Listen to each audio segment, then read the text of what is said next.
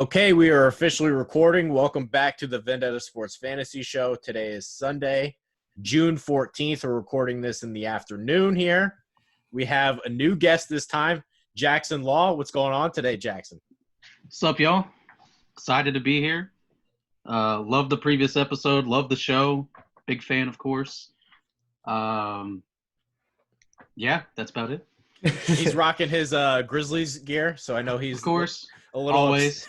He's a little upset about his the new playoff scenarios here going on. I just saw his Vancouver Grizzlies shirt just now. I was like, oh man, that shit's clean, bro. I want to get Okay, so they did their redesign like 2 or 3 years ago. I was so upset that they just didn't make these their main. Just make it like Memphis Grizzlies and take that color scheme and put it right there. That's all you gotta do. That's all you gotta do. That's literally what my screensaver is on my computer. Is someone did that, and it's so sexy and beautiful. I don't understand why they didn't do it. But anyway, that's basketball. This is football. Alex Chick rocking his headband today, and Scott Logush. So the three guys are back here, along with myself, Trey Daubert. Make sure to check out the website, vendettasportsmedia.com. Hit that subscribe button. You get subscribers, we'll do maybe 3 episodes a week, 4 episodes a week. So we get more subscribers. Help us out. Topic number 1 today, and we'll start off with some news. Scott blogged this, so we'll start off with him. Mitch Trubisky says the Bears are still his team. He's not concerned about Nick Foles. He was pissed off in a good way. Scott, your reaction?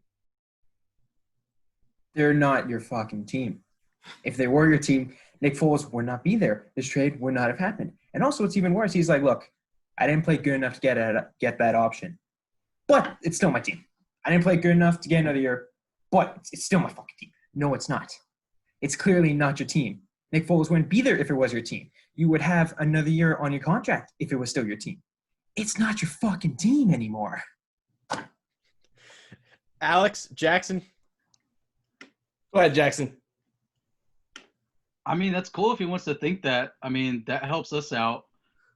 Gives us something to write about, gives us views. So if he wants to keep thinking that, then yeah, sure, he can just keep thinking that. We'll just keep writing the content and getting the views. All right. To be fair to Mitch, and I'm not usually fair to him, but to be fair, he hasn't lost the starting job yet. So, I mean, him saying it's still my team, yes. Sure, but we haven't gone through training camp. We haven't done that. They haven't fought for the actual position yet. He gets benched week 2 at best. Yeah, but it's still his team until week 2 because he's starting. It's not even going to be his team. Nick Foles wouldn't be there if it was his team. Look, I don't think the guy's good at all, okay? If he's getting angry and pissed off, he's just going to throw the ball farther away from his wide receivers, if anything, because he's going to be so angry. He's going to turn off all the TVs. He's going to turn off all the TVs. He's not going to watch the film. No, I mean, the notion that Mitch, has a voice, I mean, and he still thinks it's his team regardless of the situation is kind of funny, but he's not wrong right now. But as soon as training camp starts, don't give me that shit. He's gone.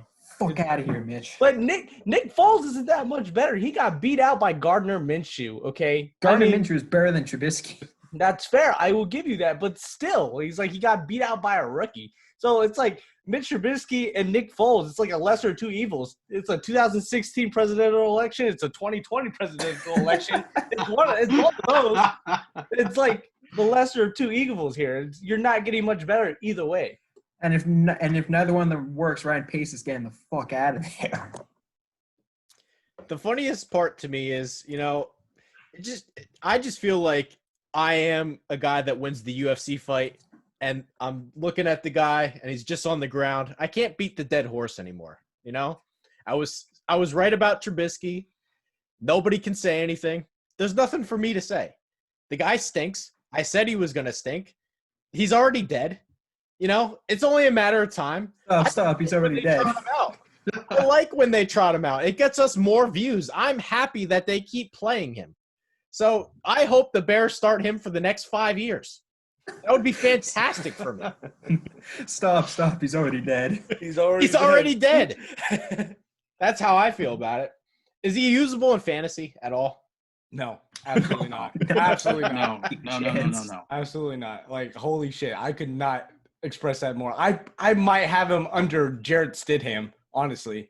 I don't think he's that. I mean, it's garbage. The fact that you say Stidham.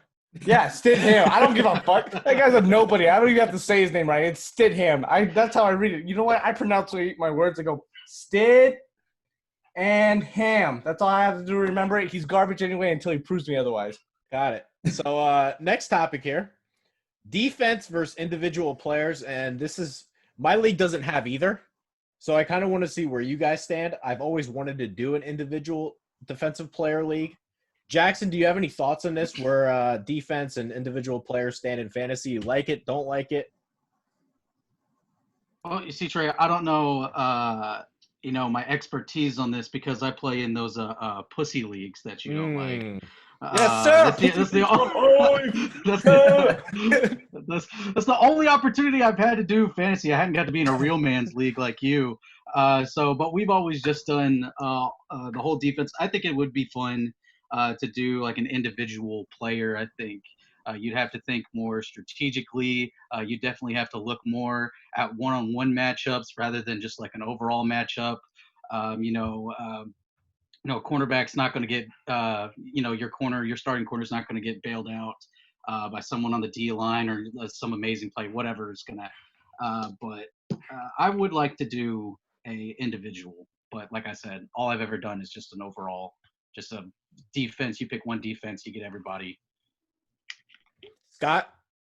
I'd like to go individual mainly because there's more stuff you have to think about. You have to consider individual matchups, and you also have to consider, okay, what players on this, like you can know a team's defense is good. I can know the Steelers defense is good and will get a lot of sacks. The issue is who's going to get those sacks. And that added layer of understanding and knowledge and research is what makes individual players much more fun. Alex? I did an individual league, and this was one of my first years of fantasy that I was commissioner. I made, individual players, and everyone hated me. And I was like, why? I was just like, but they weren't – I don't think they were into fantasy football like I was. They were casuals, exactly. And they got mad at me because I was making them draft, defensive linemen, linebackers, cornerbacks, defensive backs, and they got all mad at me. But I tell you what, since that year, at least for that year, I knew a lot of defensive players. And you know what? You want to talk about a way to learn all the defensive players? That's the way to do it, is the individual players during fantasy. But, it's really strategic. You got to look at who gets the most tackles, who gets the most sacks. You got to look at injuries to the offensive line. You got to look at injuries to, the wide receivers. You're like, okay, does my guy have a good shot here? It's really strategic, and it's like the other side of the ball of offense, obviously. So it's like you have to plan for almost the other side of the ball. You got to plan for like two teams, though, because there's more people to plan for. Yeah, to me, I just think it just adds another layer. I've never done it, but I would like to. It's the same thing with gambling. You could be watching the Bengals lose by 21, but if the point spread is 24, which I guess that's a bad example, it wouldn't be that high. You always want to watch, you know what I mean?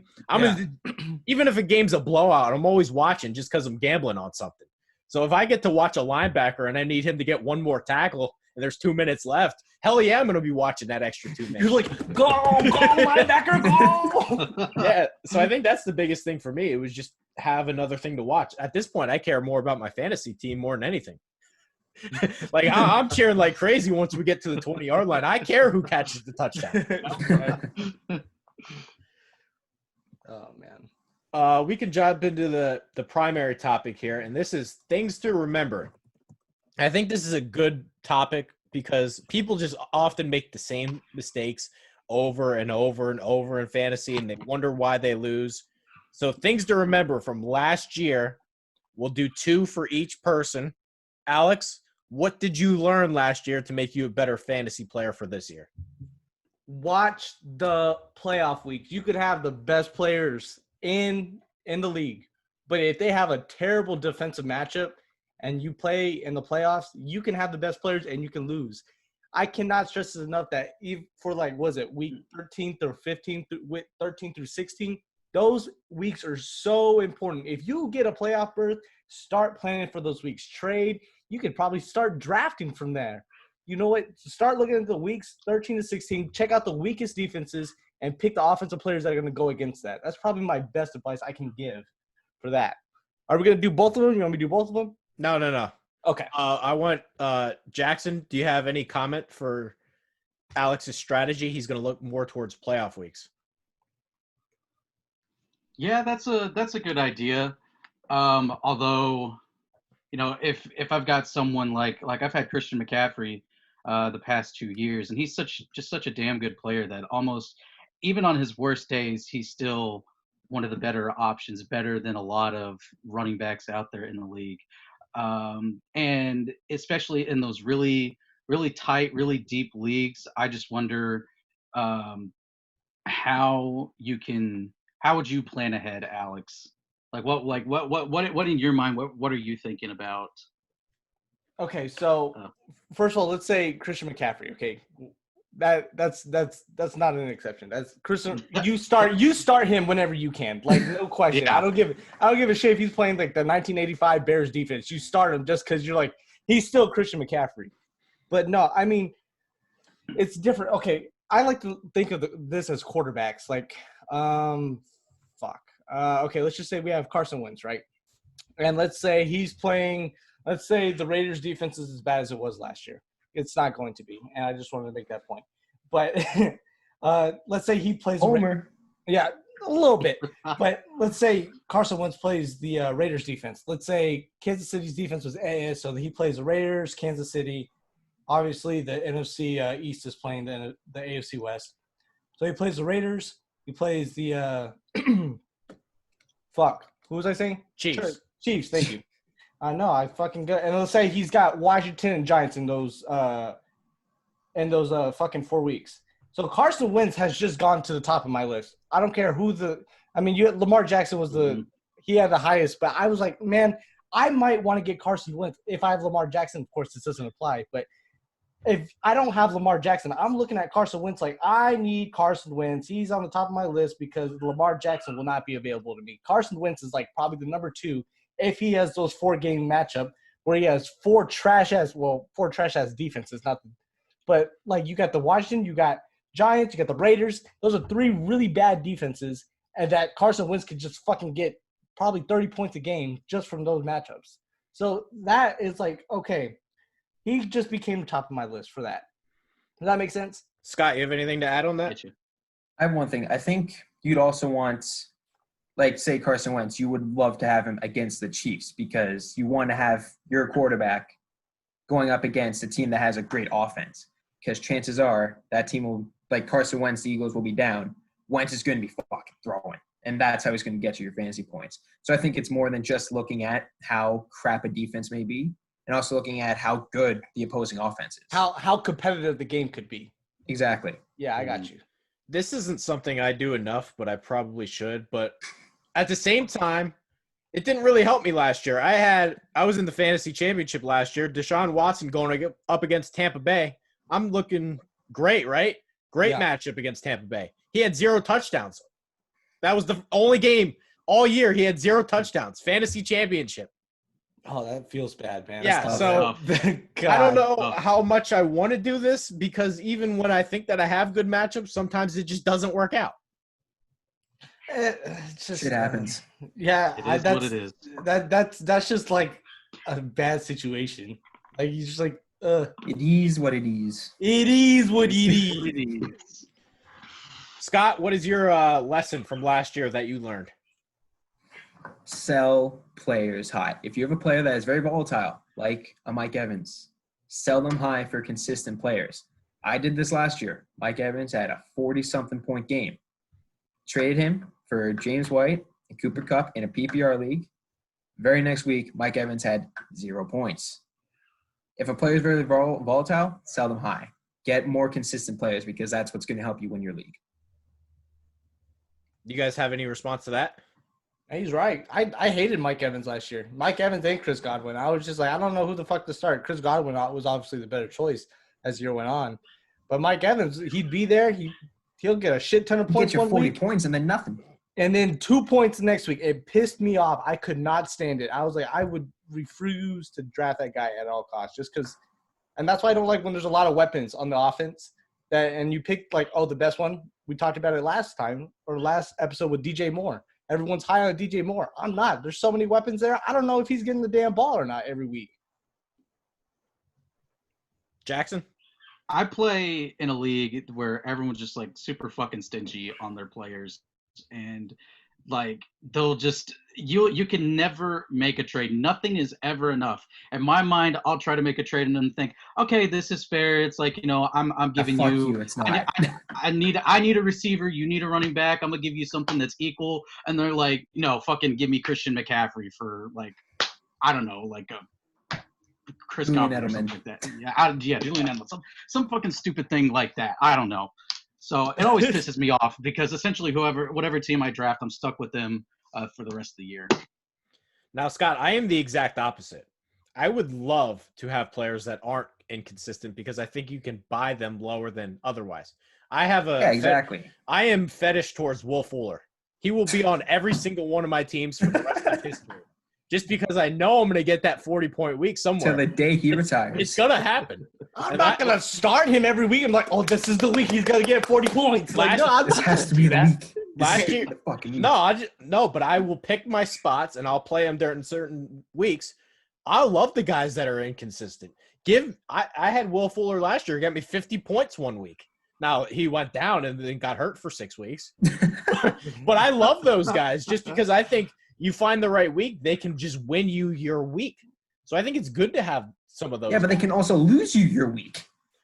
I don't necessarily agree with that either because I think if the rest of your team's really good, that you should be fine.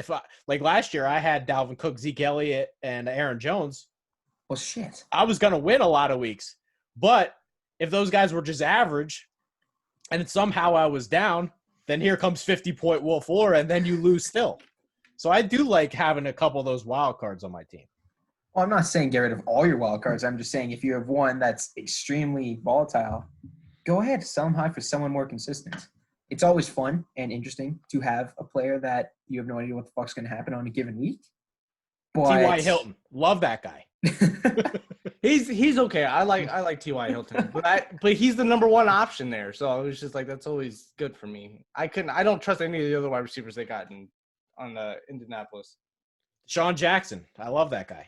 I can't stand him. He'll score 2 touchdowns one week and do nothing the next. and he jack shit the whole season. Annoys the hell out of me, bro. Like, because I draft for consistency. I don't draft for I can't stand it. It drives me nuts.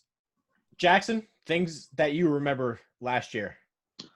This isn't something that directly affected me, but I know it affected other players in the league that I was in and got me some wins.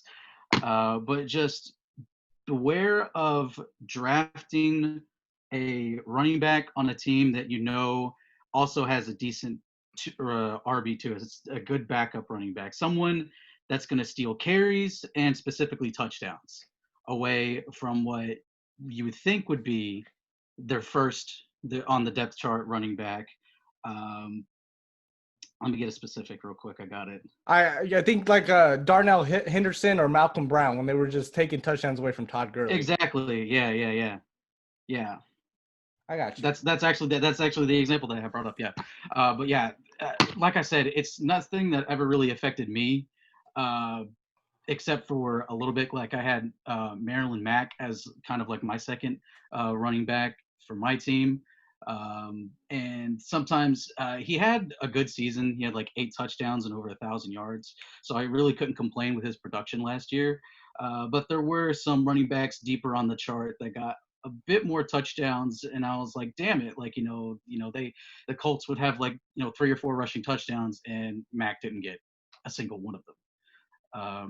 But like I said, I also had Christian McCaffrey was my big dude, so he carried my team. Absolutely, he carries me to victory every single year. Won the past 2 championships just solely because of Christian McCaffrey. But that's something that I'm definitely going to keep in the back of my mind. I'm not just going to look at if I look at a running back, I'm going to look at who's behind him also, and also the system that they're in to see if they predominantly are going to use that running back for all 3 downs and in the red zone. Or if they're going to switch to a different running back. Scott, Alex, you have anything to add to that? You got anything, Scott? More so that I just agree with it.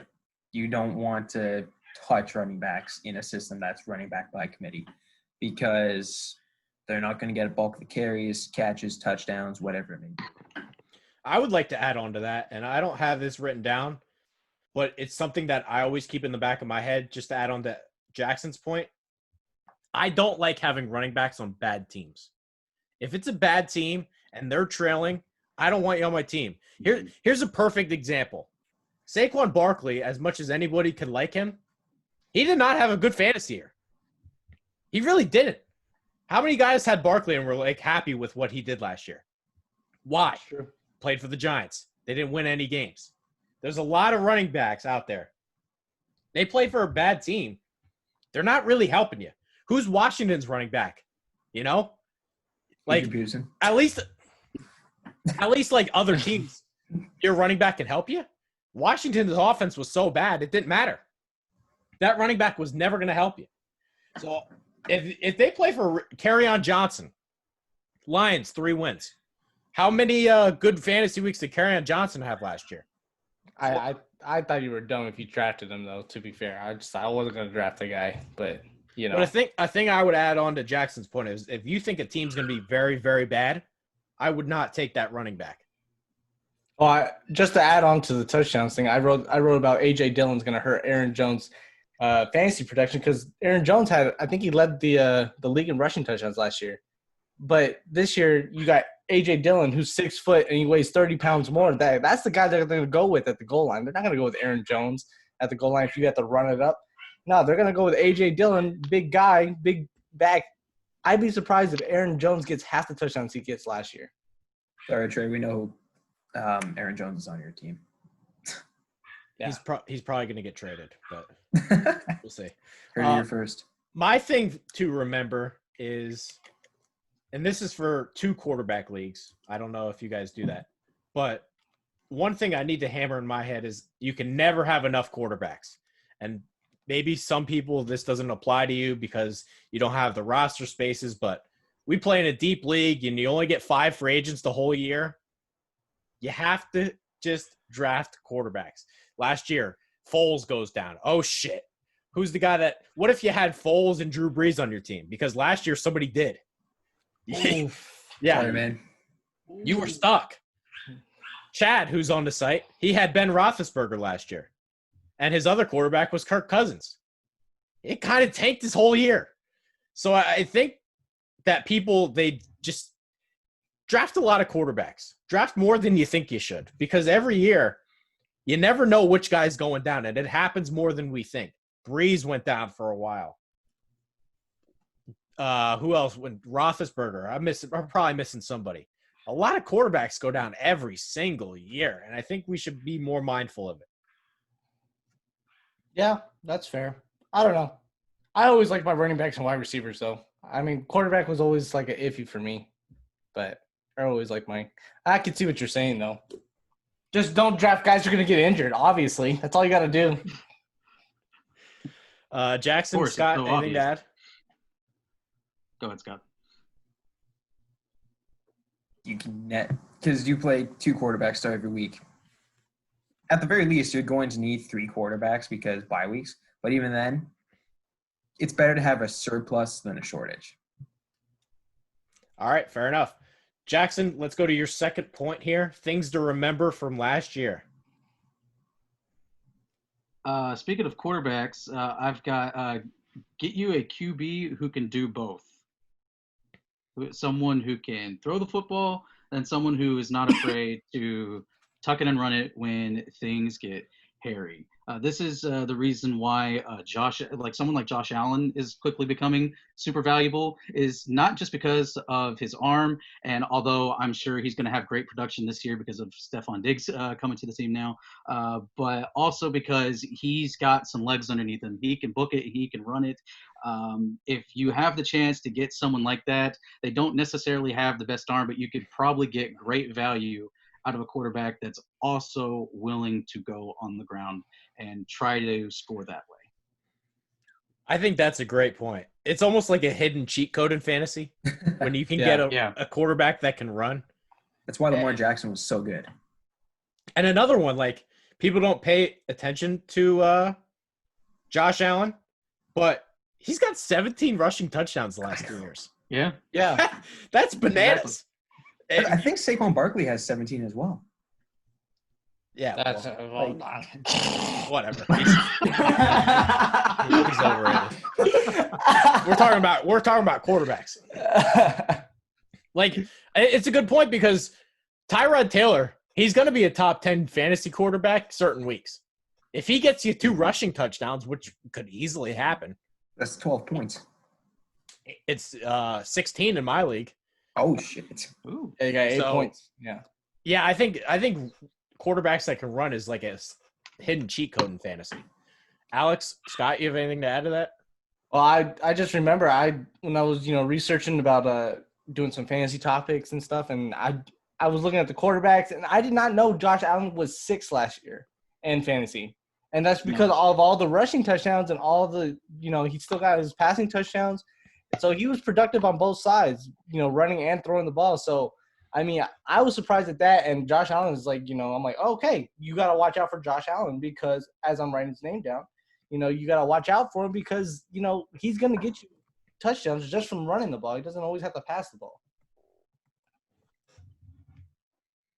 Scott, you want to jump into your second point here? Things that things to remember.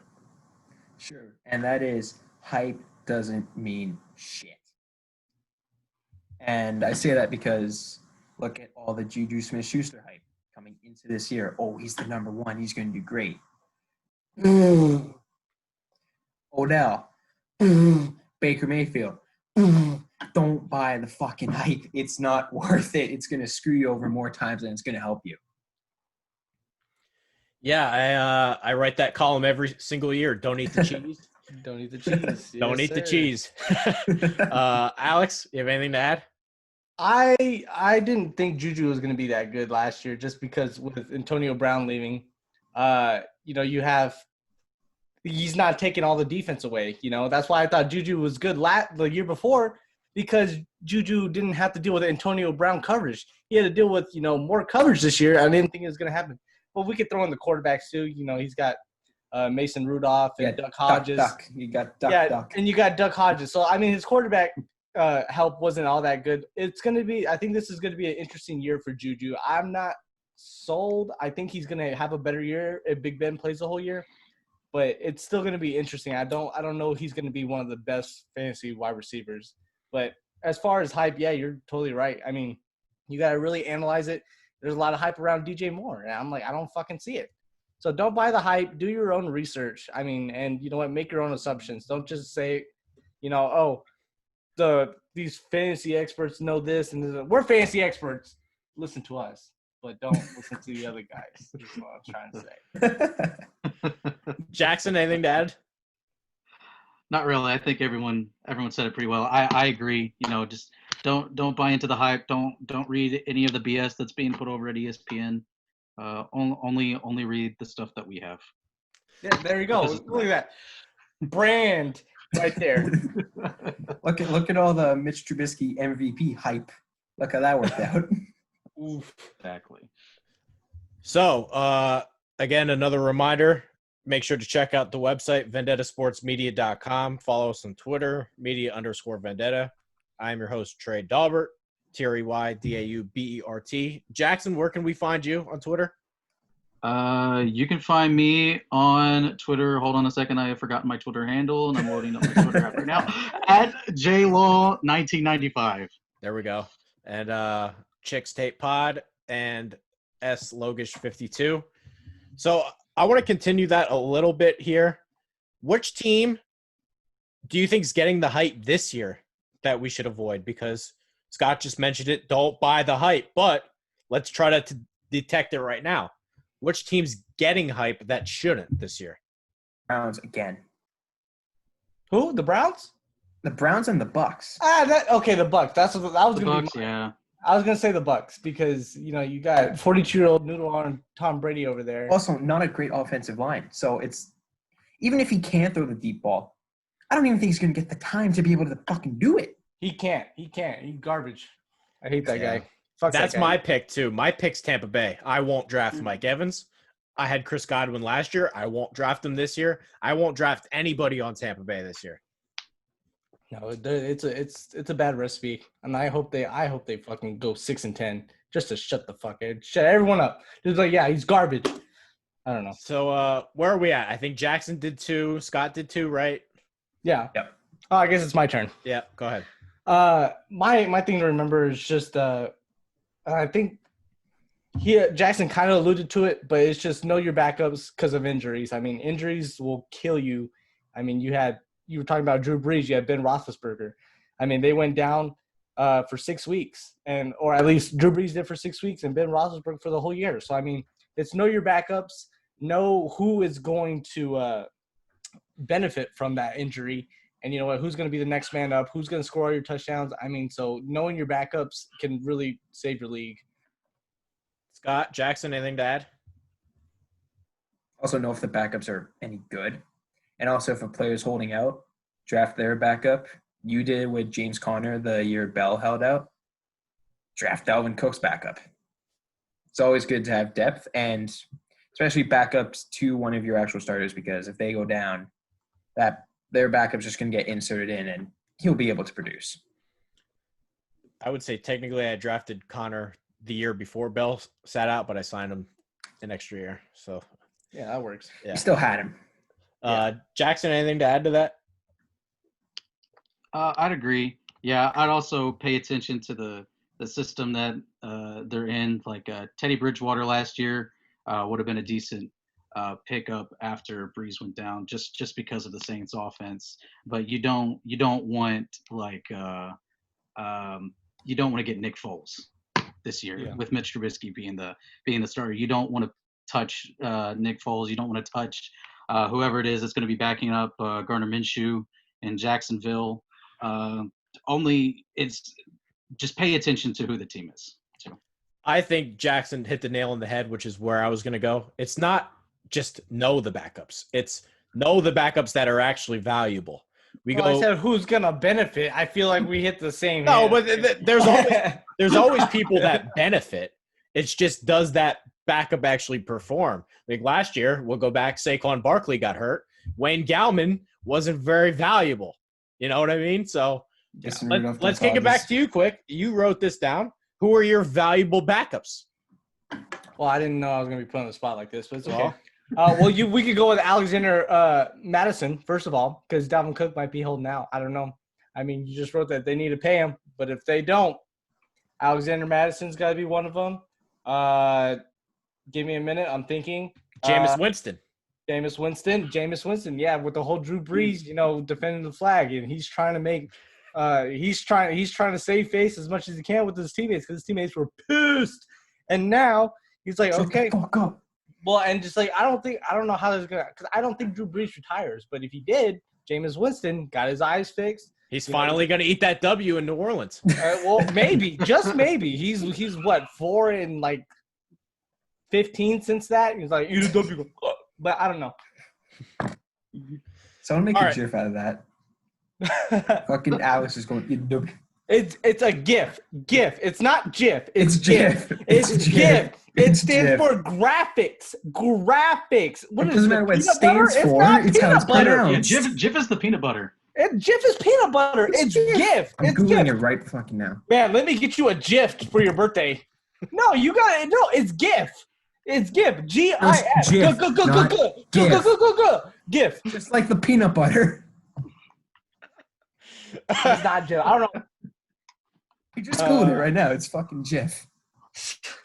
I'll have to get Alex more fired up with our proper Saquon Barkley argument. My last thing to remember is take more flyers on tight ends. There's like 3 good tight ends every year. The rest of the guys, they get left behind. There are people trotting out Tyler Higbees and dog shit tight ends every year. My goal this year is to take more flyers. Last year, I drafted Mark Andrews for $1. He's on my team again, and he'll be on my team again next year for $1. And my only regret is that I didn't draft Darren Waller too, because last year I drafted Andrews like, I don't need another one. I should have drafted Waller too. So my thing to remember is if I like a late round flyer at tight end, regardless of who I have, I'm going to draft him. And I'm going to draft 2 more and 3 more. Jonnu Smith is a guy I really like. I'm sure I'll have to look at the rosters, but take more flyers on tight ends, even if you have a good one. Turkey Ebron. I don't know if that's a flyer. He's pretty established. Yeah. Well, no, he's been very up and down. He really only had one good year with the Colts. Yeah, he is inconsistent. I'll allude to that. I agree with you on that. Jackson? I agree. Yeah. Tight ends aren't really valuable in the league that I play for some odd reason. So it's whatever. Okay, moving on. So I'll put this graphic on the screen here. We're going to dive into some roster advice, and I think this is good to do because other people are probably in a similar situation or maybe different situation. They have some of the guys on this team. I'm going to post my roster on the screen. I asked these three guys for roster advice. What should I do heading into the auction draft? Is there anybody I should trade? Somebody that I should sign? So let's start off with Scott here. If you're taking over my team, what are you doing? Get a decent wide receiver. Dante Pez and Deebo Samuel aren't going to cut it. And you have Cooper Kupp, Keenan Allen, Devontae Adams, and one that might not be well known, might not be such a hot commodity is Deontay Johnson. Take one of those guys. You need some form of wide receiver that can get you reliable points because I just don't see Dante Pez and Deebo Samuel cutting. Alex? For me, it's I think you need one quarterback. I think you need, just to be on the safe side, one more running back, and then what Scott said is get some wide receivers. The only thing I don't like, I think Debo's a good fantasy wide receiver, but I think that they got such a running back community. And I mean, Jimmy G was winning games with like less than 100 yards passing, and that obviously affects Debo. So I mean, you got to think about that. I think you need to just draft one of everything. I think if you get a really solid QB and then, Tua ends up working out, you don't have to worry about another QB. There's Aaron Jones. I would probably trade Aaron Jones. And you guys, look like you're already trying to work on that. Other than that, I mean, that's pretty much it. I do like Devontae Adams. I think you can get him a little bit cheaper this year. Maybe Ridley, Juju if you get him for cheap. I mean, so those are like three guys. Of course, Cooper Kupp and MT are on the board. And so it's just how much you want to spend for those guys. But yeah, I would say just get one more of everything. That's a solid, and then so you kind of have that insurance policy. Jackson? QBs, you talked about how much you enjoy drafting QBs and that you can't have enough QBs. So I think you'll be fine on that. Just, draft a couple more QBs. Also agree, trade Aaron Jones. We've already talked about how his production's probably going to suffer this year. But also definitely get more running backs, especially if that Dalvin Cook holdout keeps going. If the Vikings don't want to pay him, even though they paid Kirk Cousins for some odd reason. And yeah, wide receiver. So nothing new really to add. Pretty much, I think we're all three of us are in agreement about what would be best for you going into your draft. So after my draft is over, we'll do this again. I'll post my roster and we'll see what you guys think, or put up a poll and we'll give you the draft grade. Yeah, sir. Yeah. So hand out the draft grade. We're gonna do this again, but except for Chad Bauman's team, if he's gonna watch this episode, which he normally does, we're gonna give Chad Bauman some roster advice here. I'll start. And I really want him to trade DK Metcalf to me, but I know that he won't. That sounds like a little like you're biased. Count. he's like, just trade him to me. I'll do him Just good. Don't give worry. him to me. It's fine. It's fine. He's got a good home here. I'll give you Aaron Jones. You give Jones. me Yeah, yeah, give him Aaron Jones. But I think Chad has a lot of work to do. He's got $150 left. He basically needs 3 running backs and 3 quarterbacks. I wouldn't necessarily worry so much about his receivers. I think you can get away with Julio Jones, DK Metcalf, and Robbie Anderson as your maybe a flex, but yeah, he basically needs to spend all of his remaining dollars on quarterbacks and running backs, and it's going to be hard to do with $150 left. Yeah, I mean, when I saw his quarterbacks, I was like, oof. Or his quarterback, I should say, not even plural. And then I saw his running backs. And then I saw his running backs. I was like, oof, okay. So, yeah, I mean, you said $150, and, yeah, whatever he can get for that. I mean, luckily for him, there's a lot of QBs that he can get. Of course, you want to shoot high. You know, if Dak plays, Dak would be good. I'm still sold on Baker, Watson, Daniel Jones will be really good. Is it Russell Wilson still available in your league? Yep. Russell Wilson. Yeah, there's a lot, and so I mean, there's a lot of, and Wentz is still on the board, and he's an Eagles fan, so I think that'd be a good place to start. And then as far as running backs, go all in on CMC. That's what I would do. Yeah. That's what I would do. Just go all in on CMC. Matt Breida might be a good pickup. It depends on how he splits carries with Jordan Howard in Miami, but it's a little. There's a lot of quarterbacks here. Make sure his quarterbacks are good. Maybe running backs, he just might have to suffer. I don't know. Yeah, I just say get a quarterback and a running back that's actually going to start. Yeah. Because Jacob Eason, he's not going to cut it for you. I don't know if he's ever going to start in general in his career. Yeah, he but will. Definitely not. But He definitely will. not for this year. Oh, well, maybe not this year, but Definitely not You this said his year. career. You said his career. He's not even the backup to Phillip Rivers. That was his rookie pick, though, so most of those don't. He's got time. He's got time. Jackson? Yeah, no, I agree. Go all in. Get Christian McCaffrey. I can't preach. I'm 100% on the Christian McCaffrey train just because he gets me so many points and he single-handedly carries my team because I'm such ass at drafting. Yeah, just go all in. I'm just not a big Julio Jones fan. I don't know why, but when I see how much he's paying for Julio Jones, I just kind of go, eh. I'm actually with you. I had Julio Jones for a long time in that league. But at some point I was like, this just isn't it. It's not like he's going to produce. It's just there are years where he just doesn't have touchdowns. And I don't know what it is, but like he'll have 1,200 yards, but he'll have like 5 touchdown catches. And it happens a lot to him too. Yeah. He'll go like 6 weeks before finally getting a touchdown. Oh, that only increases Calvin Ridley's kind of fantasy value there too. If you think about it, because someone's got to score the touchdowns. So Chad, if you're out there listening, if you can get a good offer for Julio Jones, I would maybe listen. Yeah, sell him high. Reach for the stars. All right, give me a second here because I didn't have this pulled up for some reason. You guys can ramble a little bit. Rambo. Okay, going back to the gift. No. I just fucking Googled it. I was Google it. I mean, doesn't matter. It's just common sense. It stands for graphics. You don't say giraffics. Sounds like you're trying to say giraffe. But you got All right, I got it. It's time. It's time for the final segment. Fucking Jeff. Who the fuck is that guy?